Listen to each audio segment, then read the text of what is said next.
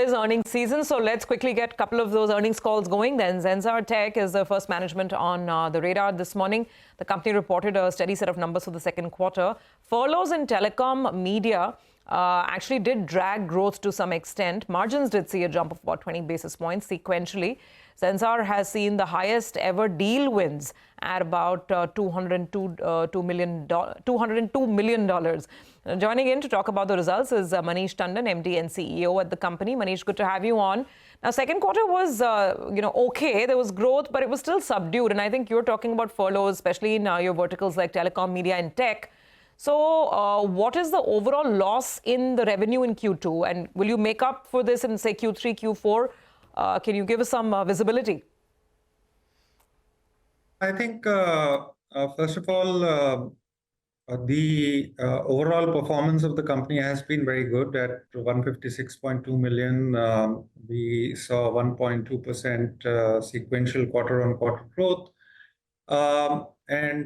If the furlough, there were two impacts that I had talked about last time also. The one was the impact of furlough and a couple of clients, and the other was the security breach because of CrowdStrike also shifted some money away from a couple of clients, from us to security, this thing. And if I were to look at that overall number, it would be close to $3 million that we lost because of these two issues.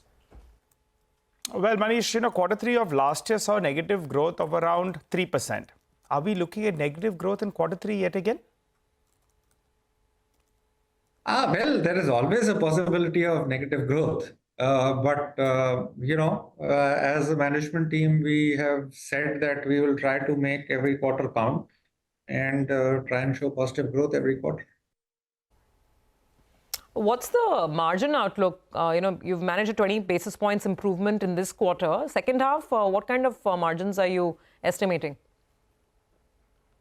We have, first of all, we improved our margin in Q2 despite giving salary hikes in time. And so our EBITDA margin has improved from 15.2 to 15.4 overall. And we have always said that we'll try to maintain margins in a tight range in mid-teens, and our commentary still remains the same. All right, Manish, there was a sharp jump in deal wins. What led to it, and what is the pipeline ahead?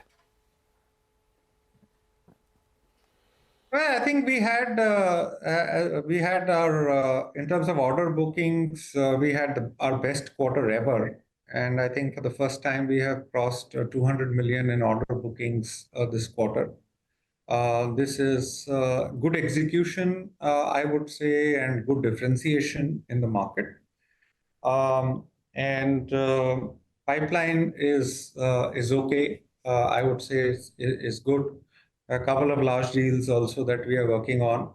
So overall, I'm positive that we will be able to do okay on this order bookings and pipeline also. Okay, can you also share some more color on the individual verticals? Your TMT, this telecom, media, tech. This has seen quite a decline, right? 8.5% Q-on-Q decline. So when does it come back to growth? BFSI is looking better this quarter. So can the improvement there sustain? I think except for TMT, all the sectors have continued to show growth for us. And that is a very positive sign. Now, I have been asked this question that, have we seen the bottom in TMT and all? And I'm telling people that even when your clients don't know whether they have seen the bottom or not, then how can you expect me to comment whether the bottom has been reached or not?